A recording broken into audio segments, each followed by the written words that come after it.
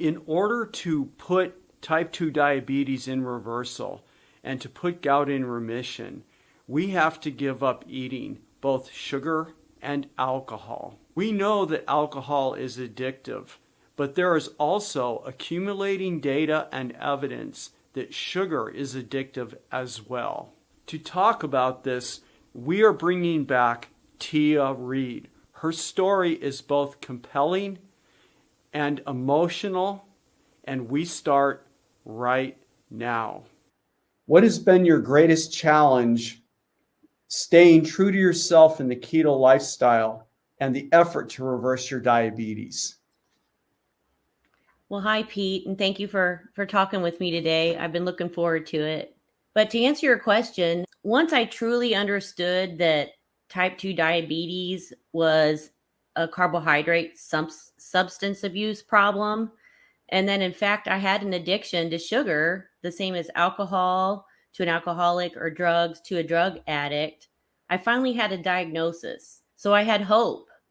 And I knew others had battled their addictions and won, and I was going to try to give it all I got. I had been told repeatedly by the medical community that it was just the cards I had been dealt. There was not much I could do other than eat less and move more. You know, I tried countless diets, even tried excessively exercising, walking 6 and 7 miles a day. I walked into work. I mean, I wanted so much to eliminate over 20 medications and stop using the insulin pump that was hooked to my body, because I mean, I had to unhook it in the shower.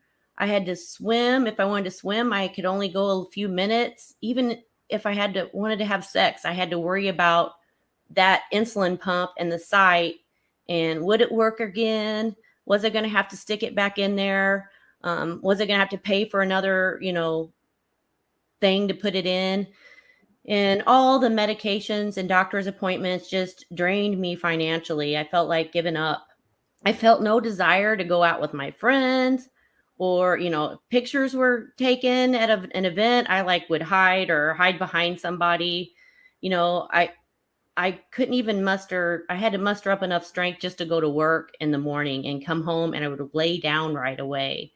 I've been going to diabetic educators for years, doing exactly what I was told, measuring all my food, counting calories, eating the 46 grams of carbs a meal 3 times a day, eating 2 snacks twice a day at 15 grams a piece. I just never wanted to go out to eat. It was just a hassle. It was embarrassing. I had to ask for all these things and measurements and all that. And I just got sicker and sicker. And not only that, but my marriage was suffering, and I was worried I wasn't going to have any friends left. Or worse, that I, was going to lose a leg or not be able to see. And I'm sorry, but I talk about it. It brings all those feelings back up. The low carb, high fat, carnivore changed my life. When are the urges to eat sugar and carbs the worst? And what type of support works the best to help you overcome the drive to succumb to eating the sugar again? Well, once I knew that I had an addiction, I knew that it wasn't my fault, that it was a disease, and it was my brain. My brain had been hijacked, right? So I knew my urges were going to come, but I had to trick myself into doing other things. So I had to learn to do something else, like walk my dog, call a friend, start a puzzle. I had to take different moments. I didn't know in the beginning that those urges were going to be so strong, but they didn't stay around forever. So you just have to get through them. And I would do those things like walk my dog, read a book, call a friend, talk to my kids. And then I had to learn that a dessert, it was happy time for me.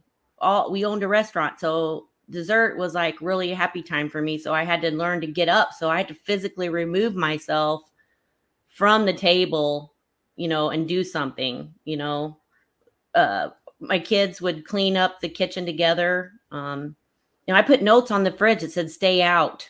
or it's not time to eat, or don't do a drive-by, don't do it. I counted once with tally marks how many times I opened the refrigerator mindlessly, just looking in there every time I walked by, and it was like ridiculous amount, like 25. So you have to have courage. Addiction is a lifelong illness, and it's always going to be there, but you have to get the tools to beat it.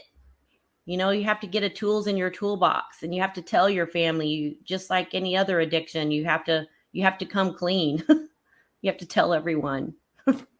Did you have a coach in this process, or did you do this on your own? So I had such a fabulous doctor, and he was kind of like my coach too, because I could reach out to him on WhatsApp or email him, and he would get back with me fairly easy.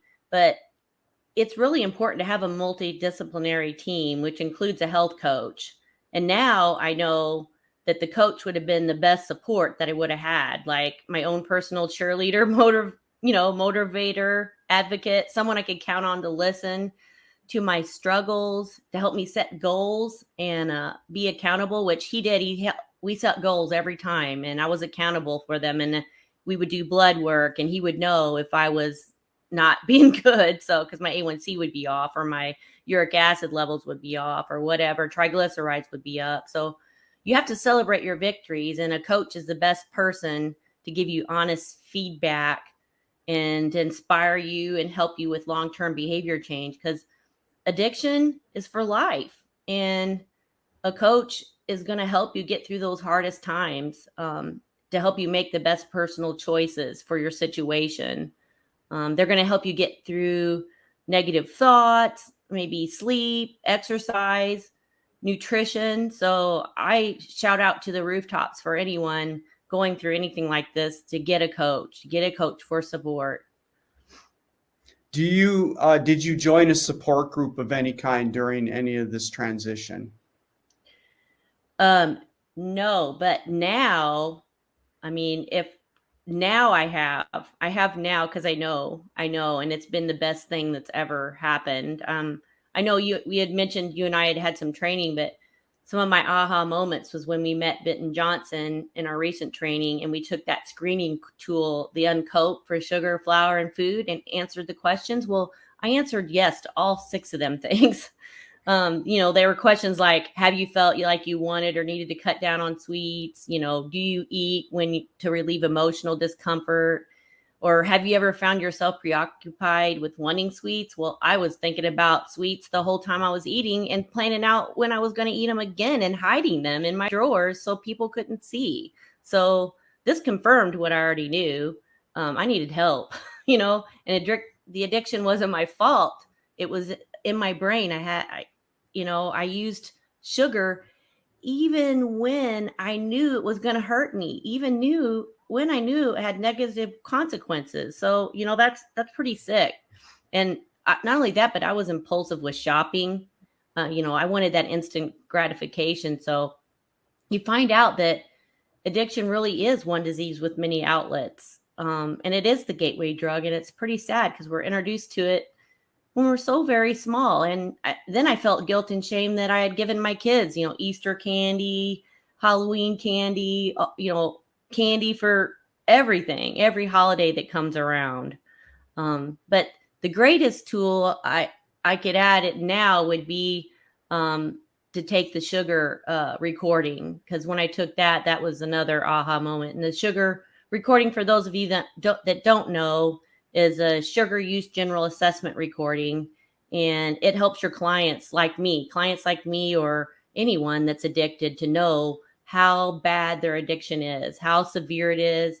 If you're a harmful user, it helps you get the treatment plan that you need. It helps you gain insight to help you accept and motivate you to get the help that you need. It takes a village, right? It takes knowing all that, takes away the stigma, because it is a disease of the brain, and it's for life. And if you can join a support group like Sugar RX, which I'm in right now, which was amazing to help you heal and get through the grief. You know, the support from my family has been amazing, and the love that they have given me is off the charts. I am like totally blessed, but it is. And you and I learned sugar addiction is pathological, it's biological, it's social, it's spiritual, and it can be treated. And people need to know that food addiction is real and that knowledge is power. Bitten says knowledge is power. Knowledge gives us hope. Hope gives us willingness, and willingness gives us action. And it's so true. Thank you for watching my presentation. If this is the first time that you've joined me, hit the subscription button and the bell next to it so you know when the next time is that we are publishing a video. And I'll see you guys next week.